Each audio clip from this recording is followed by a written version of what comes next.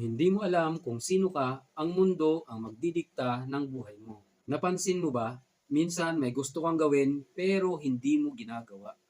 Dahil iniisip mo ang sasabihin ng iba. Minsan may pangarap ka pero binabago mo para lang makasabay sa paligid mo.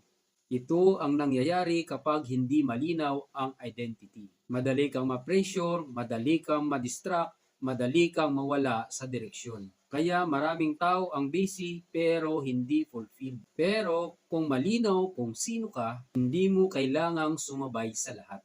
Hindi mo kailangang patunayan ang sarili mo sa iba. Mas maging simple ang buhay dahil alam mo kung ano ang mas mahalaga. Tanungin mo sarili mo, ang buhay ko ba ngayon ay align kung sino ba talaga ako? Dahil doon nagsisimula ang tunay na pagbabago. Follow mo ako, mag-like, leave a comment, and share. Kung nagustuhan mo ang On This Day series, add to favorite. See you in the next upload. Shalom.